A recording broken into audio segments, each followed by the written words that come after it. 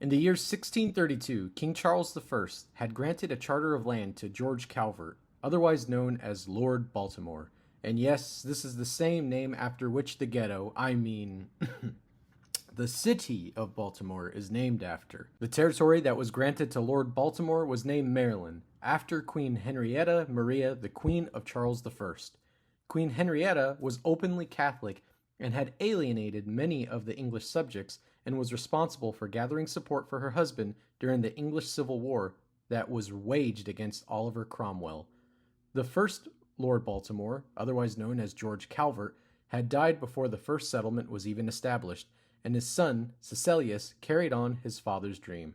In 1634, the first English settlers arrived in Maryland aboard the Ark and the Dove. Among the settlers were selected Protestants and Catholics. They arrived at St. Clement's Island to establish Maryland with the express purpose of making it a safe haven for the persecuted Catholics fleeing from Oliver Cromwell's Civil War. Also, if you haven't already done so, there are two videos detailing the English Civil War between Oliver Cromwell and King Charles I, which ended with Oliver victorious and King Charles I dethroned and beheaded. As a result of the war, the Catholics and Queen Henrietta were suppressed, and the Protestants enjoyed some freedom from the Catholic Church and from the Church of England for a short while.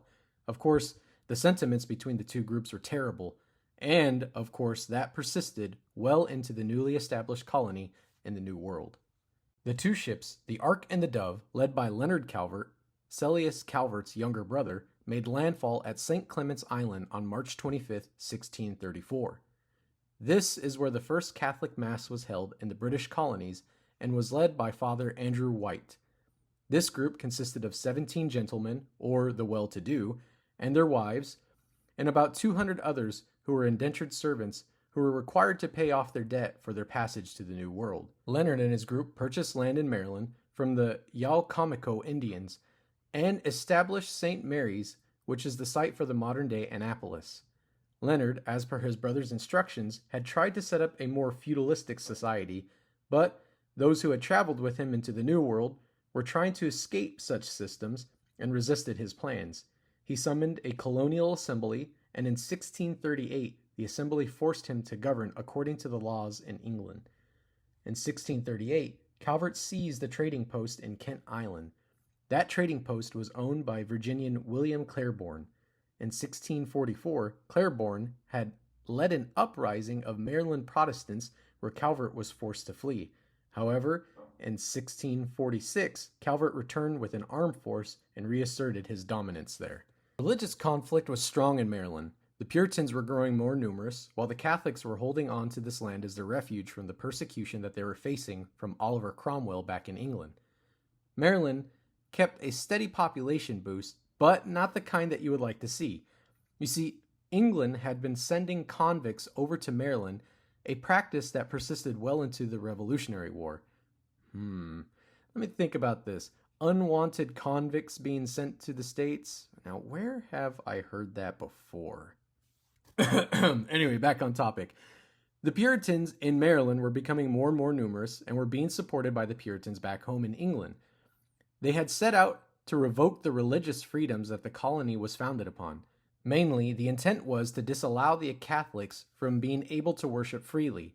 By 1649, Governor William Stone passed a Religious Liberty and Toleration Act in response to the Puritans.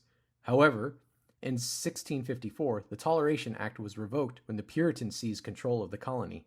A brief civil war ensued and lasted until 1655, which ended with Lord Baltimore losing control of the property rights of Maryland.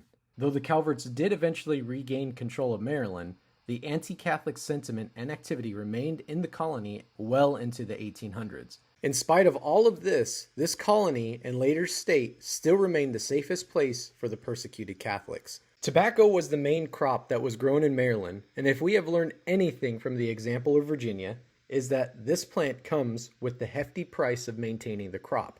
Of course, this led to the introduction of the evil of slavery being allowed within the colony. The original boundary from the Royal Charter that was granted to Lord Baltimore gave the territory of Maryland the Potomac River toward the 40th parallel. This was a major problem because this would have put Philadelphia within the boundaries of Maryland. So, The Calvert family, which was in control of Maryland in 1750, and the Penn family, which was in control of Pennsylvania, decided to send out two surveyors by the name of Charles Mason and Jeremiah Dixon to establish a boundary between the two territories. The crests of both the Penn family and the Calvert family were placed at the boundaries, thus creating the Mason-Dixon line, which would later on be used to separate the free and the slave states. Of course, the Mason-Dixon line has great implications that will affect post-Revolutionary War and well into the Civil War, but believe me, those are separate videos for another day because the content would be far too great to get into in this video. That being said, while Maryland's history in this video was quite short in terms of events compared to the other colonies that we've covered up to this point, it's still very important history to recall. While I don't agree with the doctrine of the Catholic Church, and that does not mean that I hate them, I just want to get that out there, it does not mean that I hate them.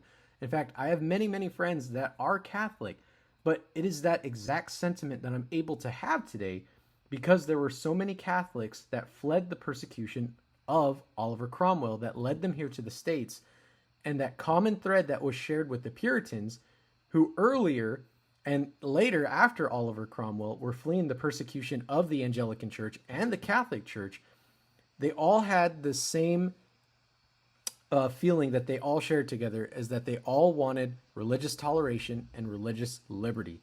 Most of those that were fleeing the old world were drawn to the new world with the hopes of being able to worship God in peace and without harassment from whatever regime that was in place, that was in bed with the particular flavor of the religious sect of that day.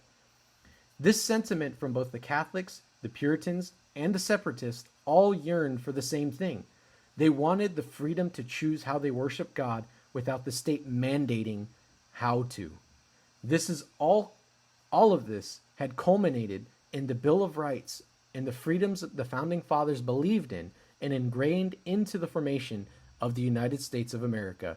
And these are the same freedoms that you and I are able to enjoy today.